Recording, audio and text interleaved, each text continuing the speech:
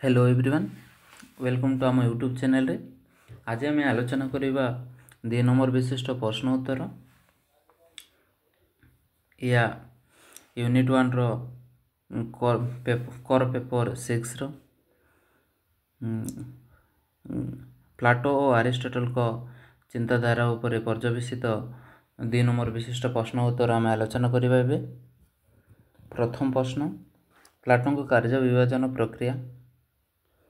उत्तर हम प्लाटो तांको दार्शनिक तत्व समाजर दक्षता योग्यता आधार कार्य विभाजन को प्राधान्य देते। से वैदिक गोष्ठी, सामरिक गोष्ठी एवं लालसा बा उत्पादक गोष्ठी श्रेणी सृष्टिर सम्यक धारणा देते। द्वितीय क्वेश्चन, प्लाटो को शिक्षा व्यवस्था उद्देश्य कौन थिला। उत्तर हम विशेषतः एक आदर्श राष्ट्र प्रतिष्ठा पाई श्रृंखलित शिक्षा व्यवस्था प्रचलन पाई प्रेरणा देते।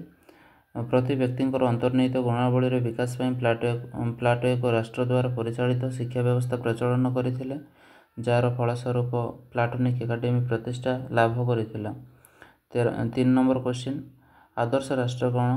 उत्तर हम प्लाटो तांको पुस्तक आदर्श राष्ट्र पाई प्रेरणा देते। तांको मतरे गोटे उत्तम राष्ट्र नागरिक मानकर उत्तम गुणावलीर परिप्रकाश करने सहित सुनागरिक सृष्टि पाई प्रयास करिथाए।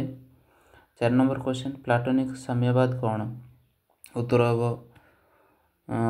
प्लाटो को साम्यवाद केवल दुईटी तथ्य उपर प्रतिष्ठित नारी साम्यवाद और परिवार साम्यवाद एवं संपत्ति साम्यवाद आधार रे शासक गोष्ठी निस्वार्थपर स्वार्थरहित राष्ट्र सेवा करिबा पाई प्रेरणा देते। जेपरिक शासक गोष्ठी सेमानकर समस्त कार्य बिना प्रलोभन तथा व्यक्तिगत स्वार्थर ऊर्ध्वरे रही कार्य संपादन करिपारिबे। 5 नंबर क्वेश्चन, कर्मभित्तिक श्रेणी विभाजन कौन। प्लाटो तांको दार्शनिक तत्व 3टी श्रेणी विषय सम्यक धारणा देइचंती। समाजर दक्षता योग्यता आधार 3टी गोष्ठी रही थांती, अभिभावक गोष्ठी, सामरिक गोष्ठी, उत्पादक गोष्ठी। 6 नंबर क्वेश्चन, प्लाटोनिक एकाडेमी कौन। उत्तर हम दार्शनिक प्लाटो उन्नत शिक्षा प्रणाली द्वारा सुनागरिक सृष्टि करने जो विश्वविदित विश्वविद्यालय प्रतिष्ठा करते ताको प्लाटोनिक एकाडेमी कहुए। यह शिक्षा व्यवस्था बोध हुए विश्वर प्रथम विश्वविद्यालय भाव परिगणित हुए। 7 नंबर क्वेश्चन, दि रिपब्लिक कौन। प्लाटो लिखित पुस्तक मानक मध्य दि रिपब्लिक एक उपाध्याय पुस्तक मानव जीवन चर्चा शिक्षा व्यवस्था सामाजिक तत्व आदर्श राष्ट्र गठन नैतिक शासन प्रणाली विषय सविशेष आलोचना करा जायछि। 8 नंबर क्वेश्चन, प्लाटो को आदर्शवाद कौन। उत्तर हम प्लाटो जड़े आदर्शवादी दार्शनिक थिले। तांको मतरे कौनसी वस्तुर चिंताधारा हेउछि स्थायी एवं सर्वोच्च सौंदर्यपूर्ण वस्तु बिना मध्य सौंदर्यता अनुभव करिवे। सर्वप्रथम कल्पनारू निश्चित तथ्य और परवर्ती समय वास्तवता परिणत हुए, या आदर्शवाद कहुए। 9 number question, 9 number question, platonic न्याय कौन। सामाजिक व्यवस्था प्रत्येक व्यक्ति निज निज प्रदत्त कार्य को ठीक रूपे संपादन करने सहित अन्य कार हस्तक्षेप न करने को न्याय कहुए। यार वास्तव अर्थ है कर्तव्यबोध, राष्ट्र प्रति सम्मान और अन्य कल्याण साधन। 10 नंबर क्वेश्चन, राष्ट्र नियंत्रित शिक्षा व्यवस्था। उत्तर हम प्लाटो घरेई शिक्षा व्यवस्था को नापसंद करने सहित राष्ट्र द्वारा परिचालित शिक्षा व्यवस्था को प्राधान्य देते। या द्वारा जड़े व्यक्ति शोषण शिकार हो नहीं और शिक्षा व्यवस्था सार्वजनीन हो पार। 11 नंबर क्वेश्चन, नारी साम्यवाद कौन। उत्तर हम नारी परिवार व्यवस्था शासक गोष्ठी कार्य द्वारा व्यग्यता सृष्टि करें। परिवार प्रति आसक्ति राष्ट्र कार्य को अवहेला को उत्साहित करें। नारी प्रति आकर्षण राष्ट्र अनुगतित्व प्रति व्यग्यता सृष्टि करें। से सहयोगी परिवार सामूहिक नारी संपर्क को अनुमति देवाकू नारी साम्यवाद कहुए। 12 नंबर क्वेश्चन, संपत्ति साम्यवाद कौन। उत्तर होछि प्लाटो मतरे संपत्ति अर्जन करने लालसा प्रत्येक व्यक्तिर पाखरे थाए। ସମ୍ପତ୍ତି ଆହରଣ କରିବା ଦ୍ୱାରା ବ୍ୟକ୍ତି ସ୍ୱାର୍ଥପର ହୋଇଥାଏ। ସେ ଯେକୌଣସି ଅର୍ଥନୈତିକ ସେ ଯେକୌଣସି ଅନୈତିକ କାର୍ଯ୍ୟ କରିବା ପାଇଁ ଆଗଭର ହୋଇଥାଏ। ତେଣୁ ଶାସକ ଗୋଷ୍ଠୀ ପାଇଁ ବ୍ୟକ୍ତିଗତ ସମ୍ପତ୍ତି ଉଚ୍ଛେଦ କରିବା ବିଧେୟ। ଏହାକୁ ସମ୍ପତ୍ତି ସାମ୍ୟବାଦ କୁହାଯାଏ। 13 ନମ୍ବର କ୍ୱେଶ୍ଚନ୍, ପ୍ଲାଟୋଙ୍କ ପୁସ୍ତକ ଦି ଲ। ପ୍ଲାଟୋ ତାଙ୍କ ଉତ୍ତର ଜୀବନ ବା ଶେଷ ସମୟରେ ଦି ଲ ପୁସ୍ତକ ରଚନା କରିଥିଲେ। ଏଥିରେ ନିଜର ଅଭିଜ୍ଞତା ବାସ୍ତବତାକୁ ଉପଲବ୍ଧି କରି କାଳ୍ପନିକ ଓ ଆଦର୍ଶଗତ ତଥ୍ୟ ପରିବର୍ତ୍ତିତ କରି ବାସ୍ତବତା ଉପରେ ତଥ୍ୟ ଉପସ୍ଥାପନ କରିଥିଲେ। 14 ନମ୍ବର ପଏଣ୍ଟ ବା କ୍ୱେଶ୍ଚିନ୍, ଦ୍ୱିତୀୟ ଉତ୍ତମ ରାଷ୍ଟ୍ର କ'ଣ? ପ୍ଲାଟୋଙ୍କ ଆଦର୍ଶ ରାଷ୍ଟ୍ର ପରିକଳ୍ପନା ଅନେକ ଦୋଷମୁକ୍ତ ଥିଲା। ଏହାକୁ ବାସ୍ତବ କ୍ଷେତ୍ରରେ ପ୍ରୟୋଗ କରିବା କଷ୍ଟକର ହୋଇପଡ଼ିଥିଲା। ତେଣୁ ତାଙ୍କର ଦି ଲ ପୁସ୍ତକ ରଚନା କରି ଆଦର୍ଶ ରାଷ୍ଟ୍ର ବ୍ୟବସ୍ଥାରେ ଅନେକ ସୁଧାର ଆଣିବାରେ ସକ୍ଷମ ହୋଇଥିଲେ। ସଂସ୍କାରିତ ଆଦର୍ଶ ରାଷ୍ଟ୍ରକୁ ଦ୍ୱିତୀୟ ଉତ୍ତମ ରାଷ୍ଟ୍ର କୁହାଯାଏ। 15 ନମ୍ବର କ୍ୱେଶ୍ଚନ୍, ଅଭିଜାତତନ୍ତ୍ର ବା ଏବଂ ପ୍ଲାଟୋ। ଉତ୍ତର ହେବ ପ୍ଲାଟୋ ଚିନ୍ତାଧାରାରେ ଅଭିଜାତତନ୍ତ୍ର ଝଲକ ଦେଖିବାକୁ ମିଳେ।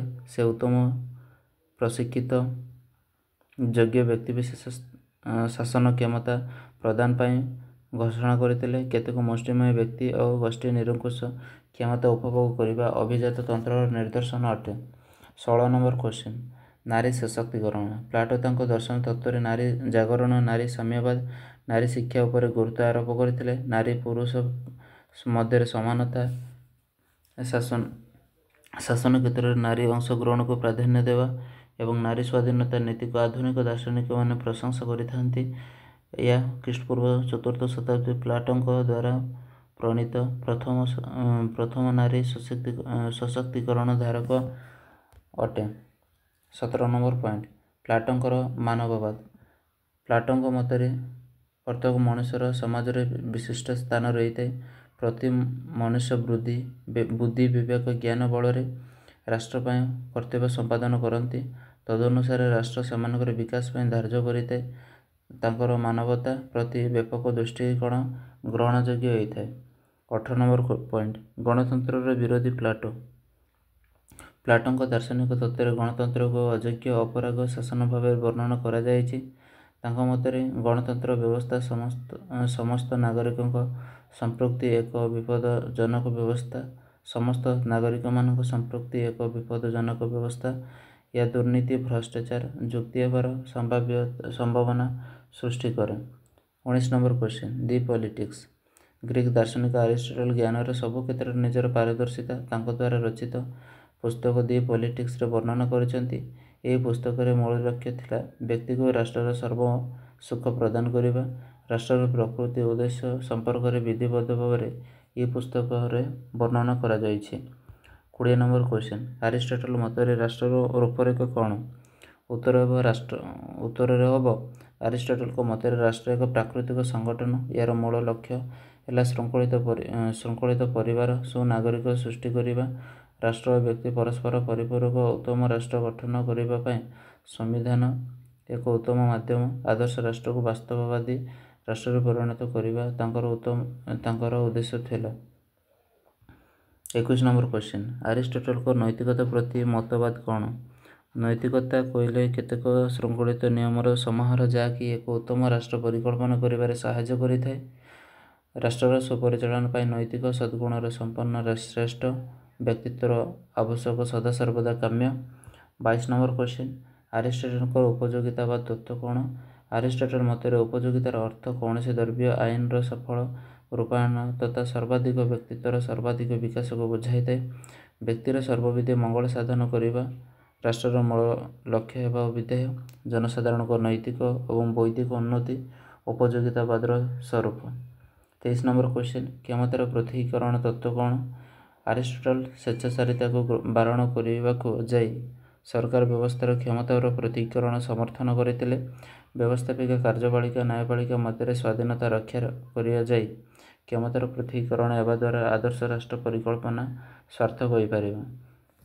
24 ନମ୍ବର କ୍ୱେଶ୍ଚନ୍, ଆରିଷ୍ଟଟଲର ରକ୍ଷଣଶୀଳତାର ଜନକ କୁହାଯାଏ। ଆଧୁନିକ ରାଜନୀତି ବିଜ୍ଞାନର ଜନକ ମଧ୍ୟ ସେ। ପ୍ରାଚୀନ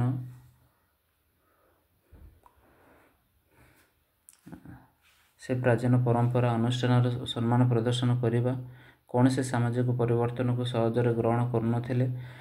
ପ୍ରାଚୀନ ବ୍ୟବସ୍ଥାରେ ସମସ୍ତ ଭଲ ଦିଗଗୁଡ଼ିକ ଧରି ରଖିବା ପାଇଁ ପରାମର୍ଶ ଦେଉଥିଲେ।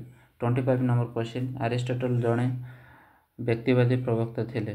ଉତ୍ତର ହେବ ଆରିଷ୍ଟଟଲ ମତରେ ନିରଙ୍କୁଶ କ୍ଷମତା ବ୍ୟକ୍ତି ସ୍ୱାଧୀନତାକୁ ସଙ୍କୁଚିତ କରିଥାଏ। ସେଥିପାଇଁ ସେ ବ୍ୟକ୍ତି ସ୍ୱତନ୍ତ୍ରତା ସ୍ୱାଧୀନତା ପୃଷ୍ଠପୋଷକତା ଥିଲେ।